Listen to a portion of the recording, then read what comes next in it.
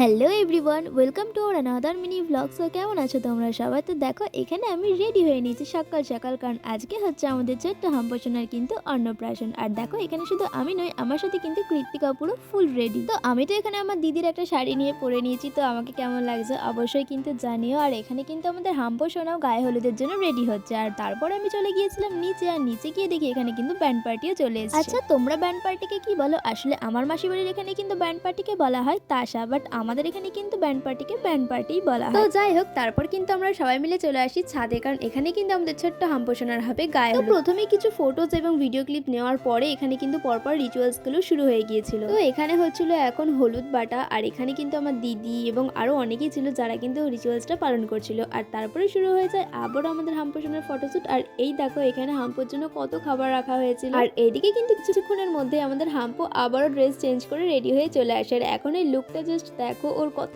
Pretty লাগছে। তো তারপর শুরু হয়েছে আবারও রিচুয়ালস, এটা হচ্ছে মুখে ভাতের রিচুয়াল। আর ভাত খাওয়ার আগে সবাই মিলে একে একে কিন্তু ওকে আশীর্বাদ করে নিচ্ছিল। যেমন দেখো এখানে কিন্তু প্রথমে হাম্পুর বাবা মানে আমার দাদা আশীর্বাদ করে নিয়েছে, আর তারপরে কিন্তু বৌদিও আশীর্বাদ করে নিচ্ছে। আর তারপর কিন্তু পরপর আরো অনেকেই আশীর্বাদ করেছিল। তো যাই হোক, তারপরে কিন্তু আশীর্বাদ পর্ব শেষে শুরু হয়ে যায় মুখে ভাতের অনুষ্ঠান। আর এখানে কিন্তু হাম্পোষণাকে মুখে ভাত দিয়েছিল আমার মেশো মানে হাম্পোষণার দাদু। তো তারপরে কিন্তু আমরা এদিকে দেখো আবার সবাই মিলে রেডি হয়ে নিয়েছি, কারণ এখন কিন্তু আমরা যাবো হাম্পোষণাকে নিয়ে একটা মন্দির। আসলে আমার মাসিবাড়ির এখানে সবাই কোনো শুভ কাজ শুরু করার আগে ওই মন্দিরটাতেই যাই। তো দেখো এখানে কিন্তু আমরা ব্যান্ড পার্টি নিয়ে নাচতে নাচতে বেরিয়ে পড়েছি মন্দিরে যাওয়ার জন্য।